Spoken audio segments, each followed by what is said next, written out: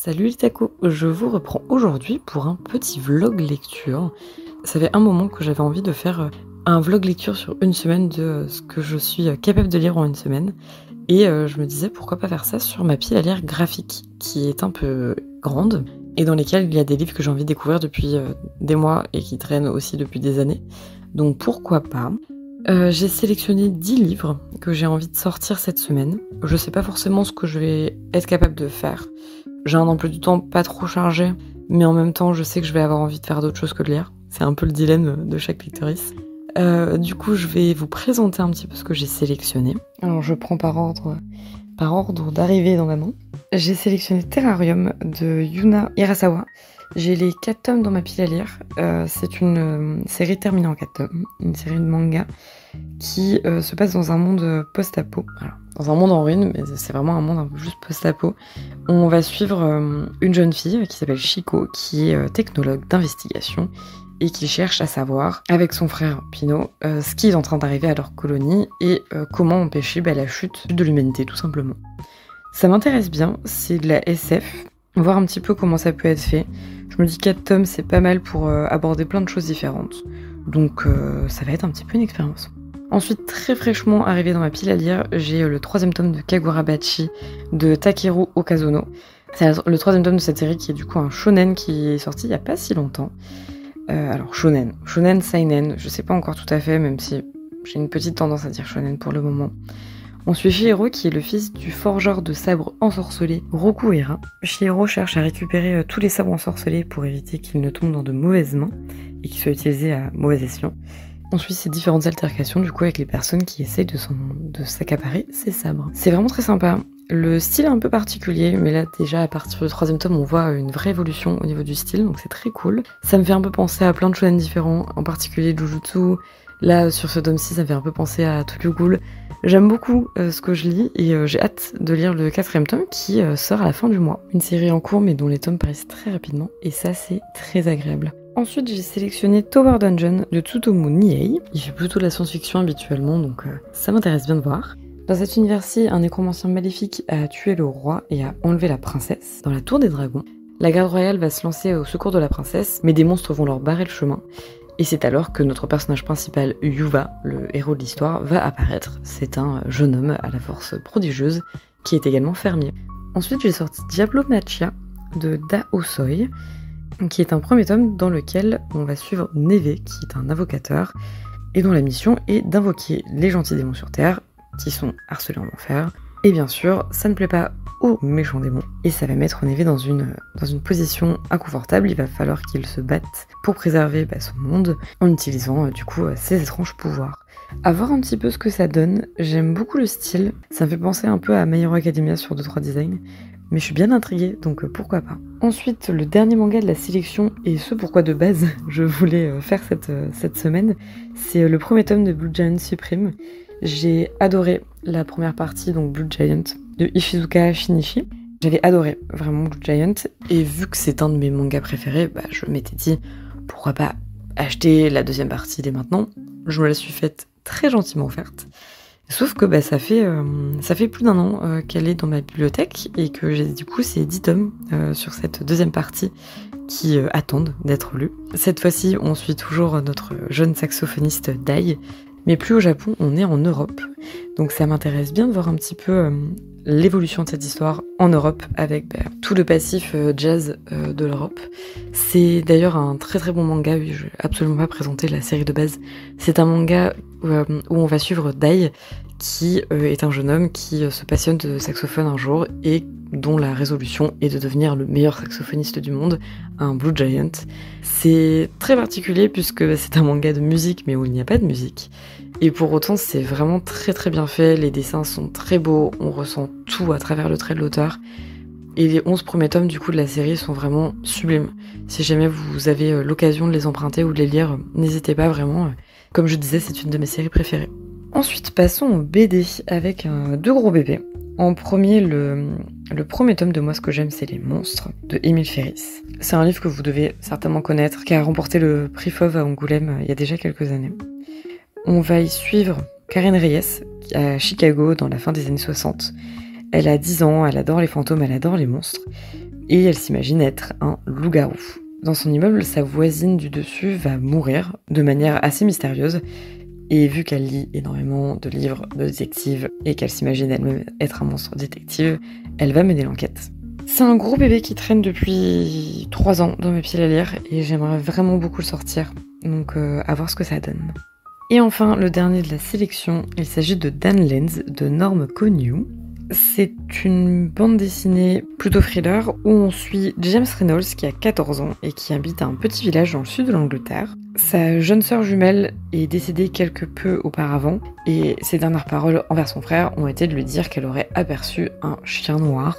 Et bien sûr, un chien noir c'est un funeste présage, donc son frère va un peu se plonger dans l'histoire locale pour découvrir un peu les légendes et surtout enquêter sur la mort de sa sœur. Donc voilà un petit peu pour ma sélection. Il y a des choses différentes, il y a de la SF, il y a de la fantasy, il y a du combat, il y a de l'aventure, il y a de la musique, il y a du thriller. Je pense que je vais bien m'amuser sur la semaine et du coup je vous embarque avec moi toute la semaine, donc on va découvrir tout ça ensemble.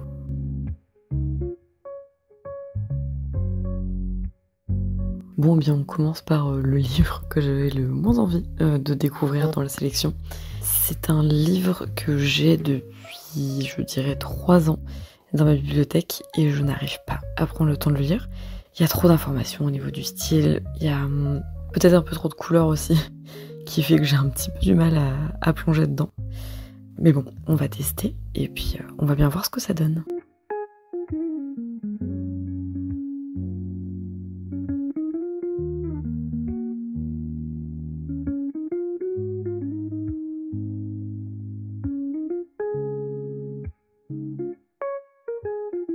Et bien aujourd'hui du coup j'ai lu quelques dizaines de pages, c'était pas trop mal.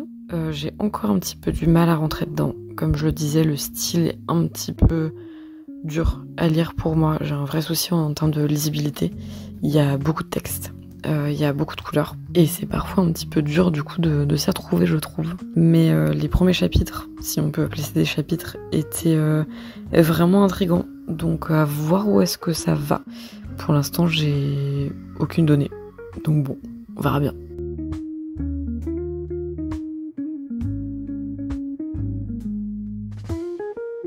J'ai pas trop eu le temps de reprendre moi ce que j'aime c'est les monstres aujourd'hui. J'ai lu, bon quand même je pense une bonne 50aine de pages. Il n'y a pas de nombre de pages sur le livre donc c'est un peu difficile de vous dire exactement combien j'ai lu. J'ai encore une fois plutôt bien aimé ce que je suis en train de lire. Il y a plusieurs éléments qui sont rajoutés, donc ça donne une dimension récit à laquelle je m'attendais pas forcément. Pour le moment, j'ai encore un petit peu de mal à m'y retrouver. Donc j'espère arriver à y voir un peu plus clair pour les pages et pour la fin de ce livre. Mais bon, on va bien voir ce que ça donne. Je vous retrouve d'ici demain.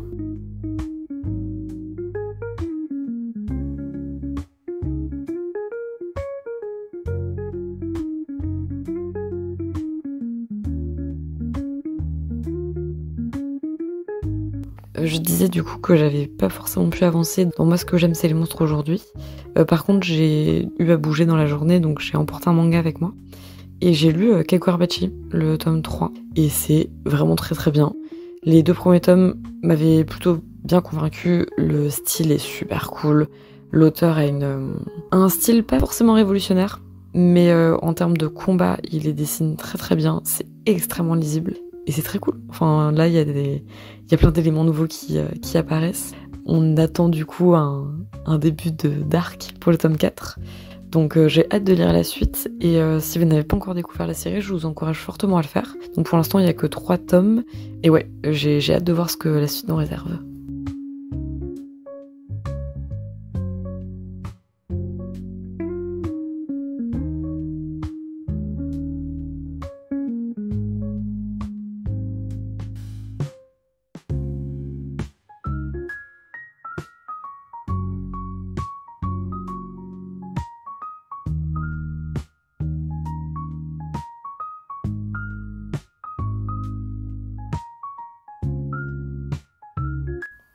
Alors, aujourd'hui je m'étais dit d'accord, je vais reprendre un petit peu, je vais essayer de l'avancer et puis bon bah, j'ai toute la semaine pour le terminer.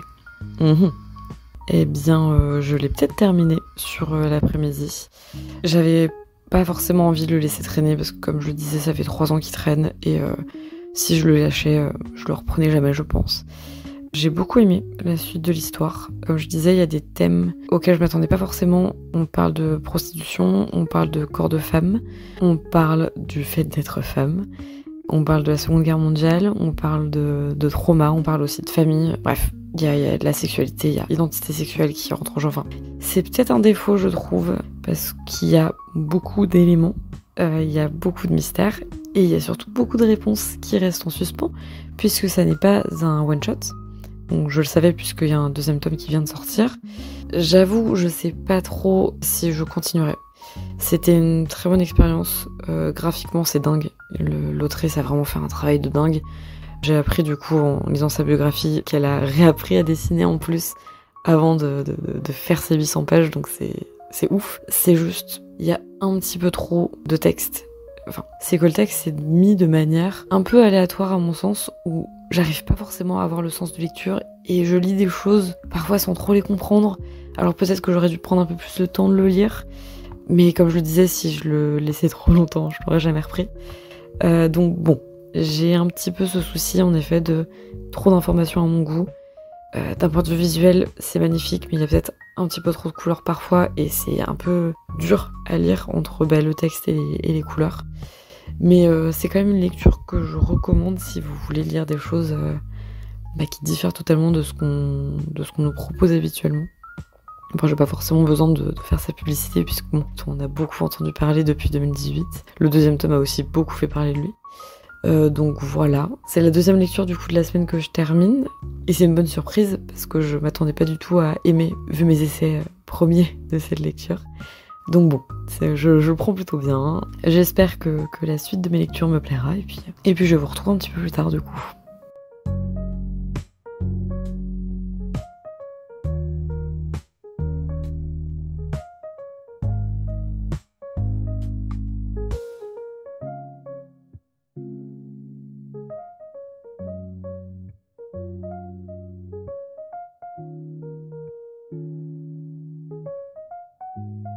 J'ai décidé de sortir Tower Dungeon aujourd'hui. Tsutomu Nihei, c'est l'auteur de Blame, si jamais vous le connaissez.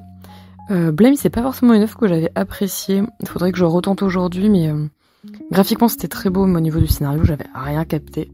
Et j'ai rapidement un peu abandonné. Donc ce serait pas inintéressant en vrai de me replonger.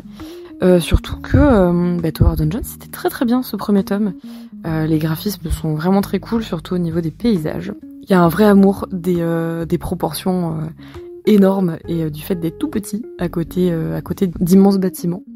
Donc c'est vraiment très très beau. Petite faiblesse, je trouve, au niveau des discussions, ça c'est un petit peu classique. Mais l'histoire peut être super sympa. Donc à voir. J'attends de voir la suite, mais j'aime déjà beaucoup.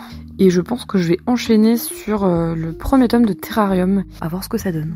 J'ai lu le premier tome, j'ai bien aimé. Les graphismes sont cool, l'histoire est plutôt simple. On est un peu, ça fait un peu une histoire slice of life entre guillemets dans un monde post-apo. On rencontre des robots, on rencontre des personnes et on s'intéresse à leur vie, on s'intéresse à leurs émotions. C'est plutôt cool. Je vais enchaîner, je pense, sur le tome 2 pour voir ce que ça donne. Puis on verra bien.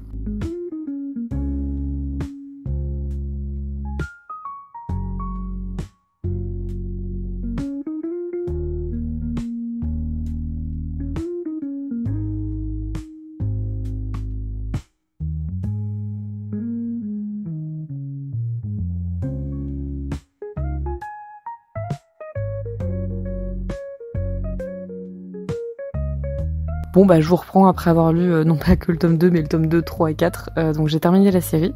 C'était très intéressant, c'est de la science-fiction assez classique. Si vous avez l'habitude de lire de la SF, c'est vraiment du post-apo assez classique avec une révélation plutôt commune. Mais pour autant c'est bien amené, les personnages on reste un peu en surface donc ils sont pas tant attachants, mais quand même il y a un petit truc qui fait qu'on les aime bien. L'histoire familiale est plutôt intéressante. Le côté vraiment technologie est plutôt bien abordé par l'autrice. Et je trouve que les décors, même si j'aurais bien aimé en voir un peu plus, sont plutôt intéressants et intelligents. Il y a plein de biomes différents dans ce monde. Et c'est plutôt cool de les traverser, même si bon à chaque fois c'est très dévasté et que les populations encore sur place sont pas dans les meilleures conditions. Mais c'était vraiment une bonne série. Donc si jamais vous avez envie d'un manga très court en 4 tomes, sur du SF post-apo, je vous invite à le regarder, à vous y intéresser, à le lire. C'était plutôt cool. Donc voilà, aujourd'hui je pense pas lire plus. Je suis en train de continuer, de terminer la série Terra Ignota. Donc là j'ai entamé le tome 4, donc je pense que je vais lire quelques pages. Mais en termes de graphique, je vais m'arrêter là pour aujourd'hui. Donc je vous reprends demain avec une nouvelle lecture graphique. À demain!